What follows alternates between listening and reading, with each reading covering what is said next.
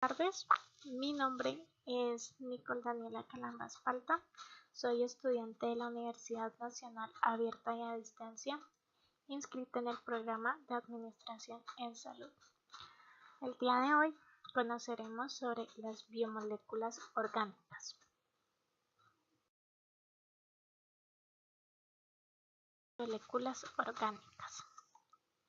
Entre estas encontramos los carbohidratos, los lípidos, las proteínas y los ácidos nucleicos.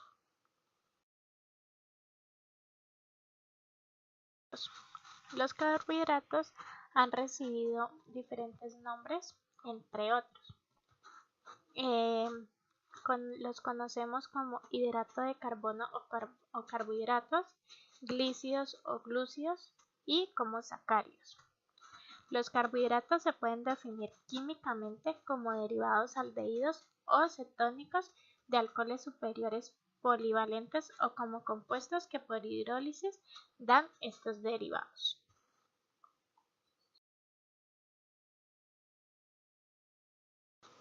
Entre las características encontramos que los carbohidratos son las biomoléculas más predominantes en el planeta y ejercen las más variadas funciones. De entre ellas se destacan su papel energético, su actuación en la composición de los ácidos nucleicos, de las paredes celulares y del caparazón de los insectos, y la participación en procesos de interacción entre células. Los carbohidratos están formados principalmente por carbono, hidrógeno y oxígeno, presentando la siguiente fórmula. Gracias a esta fórmula también se los denomina hidratos de carbono. Es importante destacar que algunos carbohidratos escapan de la fórmula general y presentan nitrógeno, fósforo o azufre en su composición. Estos están presentes en nuestra dieta, siendo el elemento principal en la mesa de muchas culturas. Los alimentos ricos en azúcares se llaman energéticos. Son digeridos y transformados en glucosa, generando energía para nuestro cuerpo, y lo que sobra se almacena en forma de glucógeno o se almacena en forma de grasa en el tejido adiposo.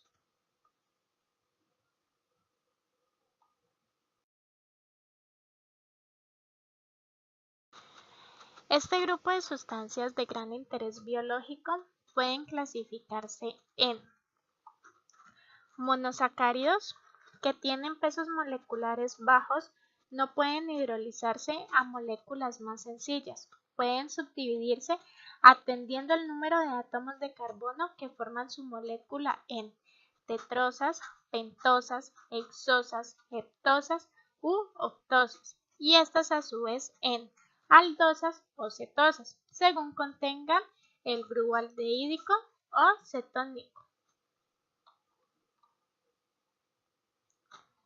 También tenemos los derivados de los monosacáridos. Estos contienen, además de los grupos carbonilo e hidroxilo, otros grupos funcionales distintos, tales como grupos del carboxilo o amino, o resultan de sustituir alguno de los grupos de hidroxilo por hidrógeno. Los monosacáridos se combinan mediante enlaces glicósidos para dar compuestos de mayor tamaño molecular, oligosacáridos, los que atendiendo al número de restos de monosacáridos enlazados mediante el enlace glucosídico. Pueden a su vez clasificarse en disacáridos, trisacáridos, tetrasacáridos, etc. Son importantes componentes de las glicoproteínas, constituyentes de los líquidos corporales y de los tejidos, incluidas las membranas celulares. La distinción entre oligo y polisacáridos es más bien arbitraria, solo atendiendo al número de residuos de monosacáridos que los forman, ya que las propiedades de los oligosacáridos mayores se confunden con la de los miembros menores de la clase de polisacáridos, pero los compuestos que contienen de 2 a 10 restos de monosacáridos se denominan generalmente oligosacáridos y los que contienen más de 10 polisacáridos. Los diferentes polisacáridos difieren no solamente en la composición de monosacáridos constituyentes, sino también en el peso molecular y en otras estructuras. Entre los polisacáridos funcionalmente importantes están el glucógeno, el almidón y la celulosa. Por último, tenemos la mucopolisacáridos. Hoy se conocen sistemáticamente como glucosaminoglicanos y están constituidos por cadenas complejas de carbohidratos que se caracterizan por su contenido en aminoazúcares y en ácidos urónicos. Hay 7 tipos de mucopolisacáridos adheridos por covalència a las proteínas de los peptidoglucanos, los cuales pueden distinguirse por su composición monométrica, su enlace glicosídico y por la cantidad y posición de sus sustituyentes de sulfato.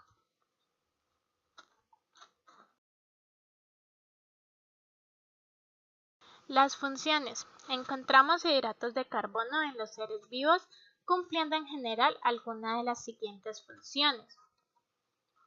Como primero tenemos las energéticas. Los hidratos de carbono representan en el organismo el combustible de uso inmediato. Los organismos producen rápidamente energía degradando los hidratos de carbono anaeróbicamente en un proceso de fermentación, o bien de una forma ligeramente más lenta, pero mucho más eficiente en presencia de oxígeno, aeróbicamente, en el proceso que llamamos respiración. Como segundo tenemos las funciones estructurales. Las paredes celulares de los organismos que las poseen, como plantas, hongos y bacterias, están invariablemente constituidas por hidratos de carbono o derivados de estos mismos.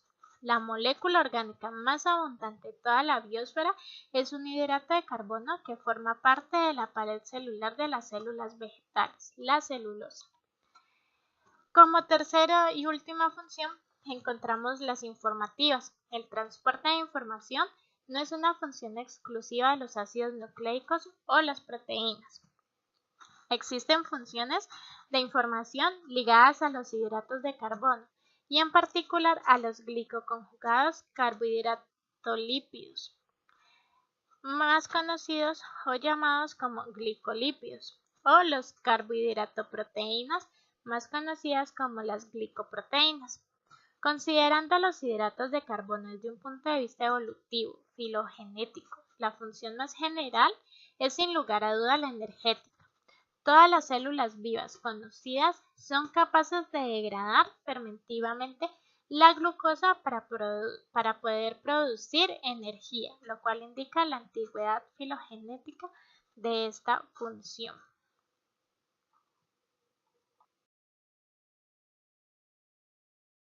Vamos con los lípidos. Los lípidos son un conjunto de moléculas orgánicas que presentan una estructura molecular variada, presentando diversas funciones orgánicas, como aislante térmico, reserva energética y colabora además de la composición de la membrana plasmática de las células.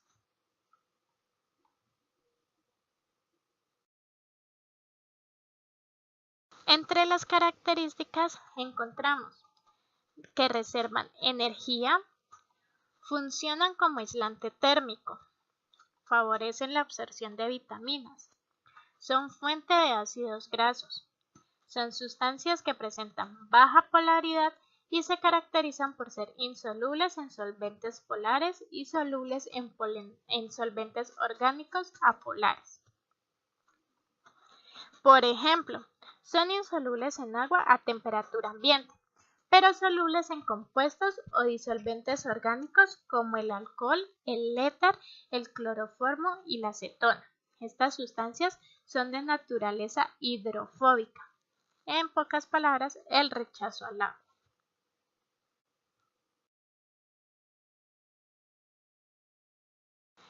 Estas se pueden clasificar en dos tipos. A. Lípidos saponificables o complejos.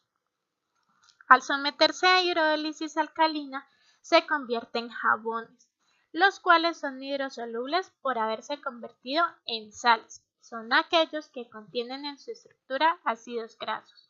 Dentro de este grupo tenemos Los aglicéridos o glicéridos.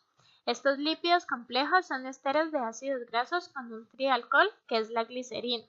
Cuando son líquidos a temperatura ambiente se les denomina aceites, y si son sólidos forman las grasas.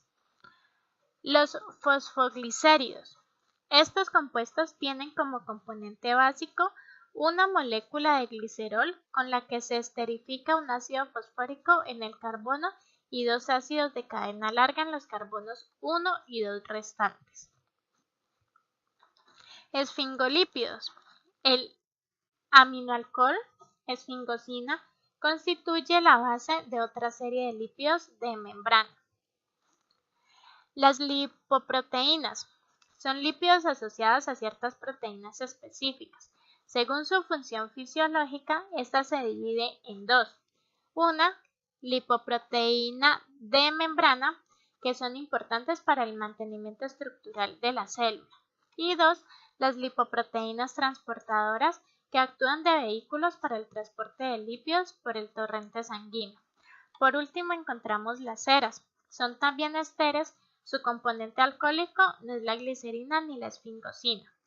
Con alcoholes monovalentes de cadena lineal y elevado número de átomos de carbono. Estos son lípidos que se encuentran recubriendo la piel, el pelo y las plumas, sobre las hojas y sobre las frutas, y sobre el exoesqueleto de insectos. Los principales componentes de estas son los alcoholes y los ácidos grasos. Como segunda clasificación encontramos los lípidos insaponificables o sencillos. Son los que no contienen ácidos grasos y por ende no tienen la capacidad de formar jabones. Entre estos encontramos las prostaglandinas, leucotrienos y tromboxanos. Derivan de los ácidos grasos esenciales de 20 átomos de carbono y todos tienen el esqueleto del ácido protanoico. Se sintetizan en todas las células del organismo, menos en los eritrocitos de los organismos superiores. También se han encontrado en los animales inferiores y en las plantas, más que hormonas. Se les considera como ciberminas, porque su acción es esencialmente local y menos general. Su liberación celular es constante sin que haya una fase de almacenamiento. También tenemos los derivados del isopreno, que de estos encontramos también los terpenos, mototerpenos, sesquiterpenos, diterpenos, triterpenos, tetrapernos. También tenemos las vitaminas, como la vitamina A, vitamina E, vitamina K. Por último, tenemos los esteroides. Todos ellos se caracterizan por presentar en su molécula al ciclo pentanoperidrofenantreno o estareno. Dentro de este grupo hay distintos compuestos como el colesterol, ácidos biliares, hormonas esteroideas y la vitamina D como último componente.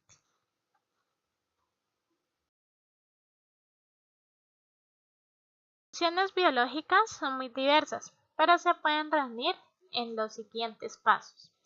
Estructural, forman parte de las membranas celulares. Dentro de este grupo tendríamos los fosfolípidos y los glicolípidos. Como segundo tenemos las energéticas. Tienen un elevado poder energético y suponen un incremento de peso mínimo si lo comparamos con el que tendrían si esa energía se acumulara en forma de glucógeno. Encontramos la reserva. Estos compuestos se almacenan donde es necesario disponer de grandes cantidades de energía a largo plazo. Además se encuentran rodeando a diversos órganos sirviéndoles de protección y aislante frente a la pérdida de calor en ambientes fríos. Como último encontramos la reguladora. Las hormonas esteroideas, las prostaglandinas y las vitaminas que actúan regulando distintas actividades fisiológicas.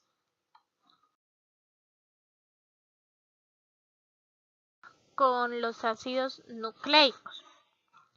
Los ácidos nucleicos son macromoléculas constituidas por nucleótidos y forman dos componentes importantes de las células, el ADN y el ARN.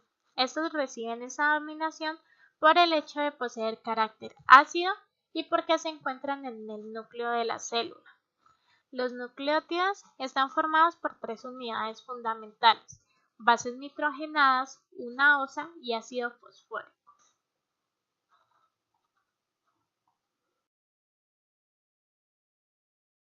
Entre las características encontramos que son esenciales para todas las células, ya que es a partir de las moléculas de ADN y ARN que se sintetizan las proteínas, las células se multiplican y también se produce el mecanismo de transmisión de las características hereditarias. Además, los nucleótidos son importantes en diversos procesos, como la síntesis de algunos carbohidratos y lípidos y la regulación del metabolismo intermedio, activando e inhibiendo enzimas.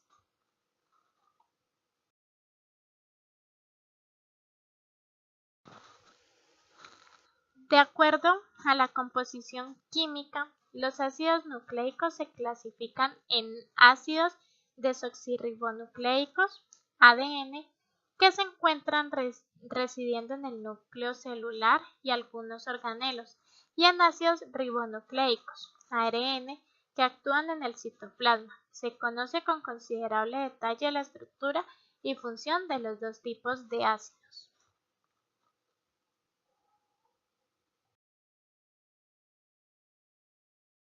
De las funciones encontramos que el ADN almacena y transmite la información genética, dirige el proceso de síntesis de proteínas, constituye el material genético y forma los genes, que son las unidades funcionales de los cromosomas.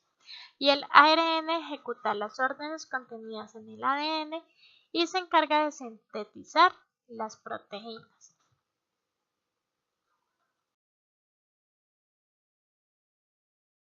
Con las proteínas son sustancias orgánicas nitrogenadas complejas que se hallan en las células animales y vegetales. Algunas proteínas se unen al ADN y regulan la expresión de los genes. Otras participan en la replicación, la transcripción y la traducción de la información genética. Otras están relacionadas con el sistema inmunitario, con la contracción muscular, con el transporte de oxígeno y la respiración celular.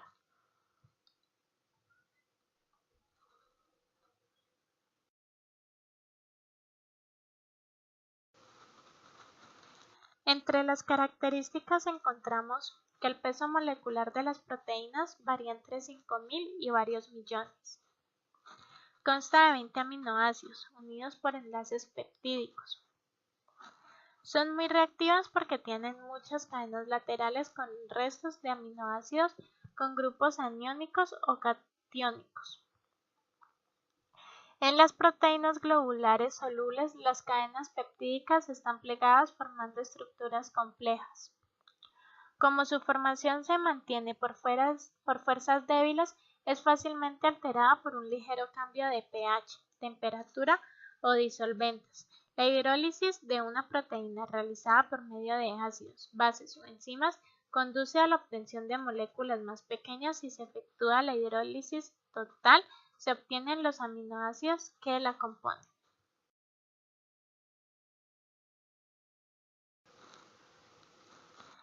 Es muy difícil hacer una clasificación de las proteínas, dada la gran variedad de estructuras químicas a que puede dar lugar una secuencia periódica de 20 aminoácidos distintos y por tanto la variedad de propiedades químicas y biológicas en las mismas. La primera clasificación que se intentó aludía a características de solubilidad.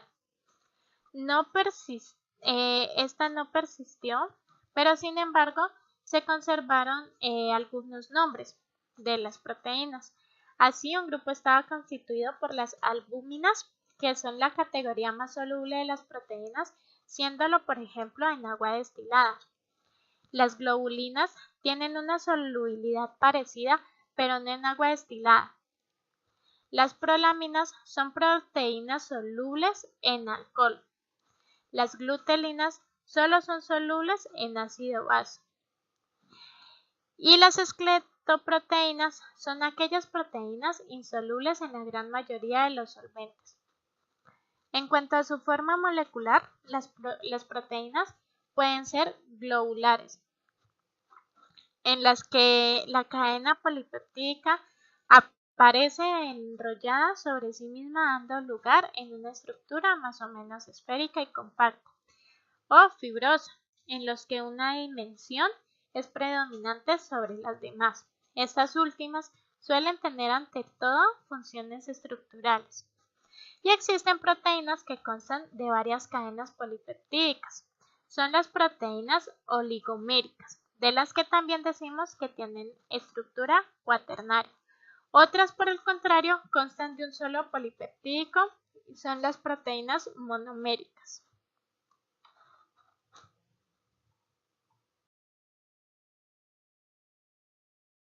Las más representativas, ya que es muy difícil sistematizar las funciones biológicas de las proteínas, puesto que participan en todo tipo de fenómeno biológico, como biocatalizadores o enzimas, son la condición necesaria y suficiente para la totalidad del metabolismo. La gran mayoría de las reacciones metabólicas tienen lugar gracias a la presencia de un catalizador de naturaleza proteica específico para cada reacción.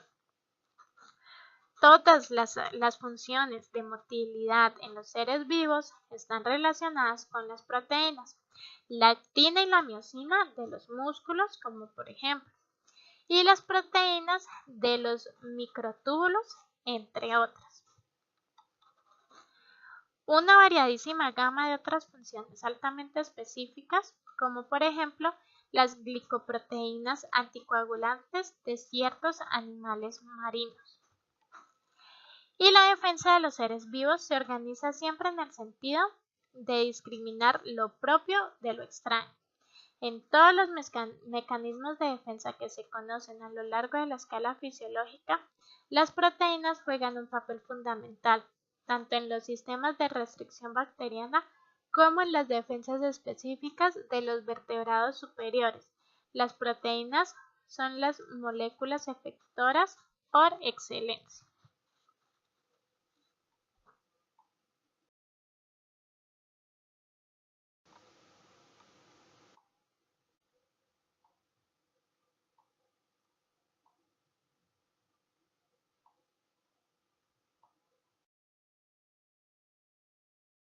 Por su atención.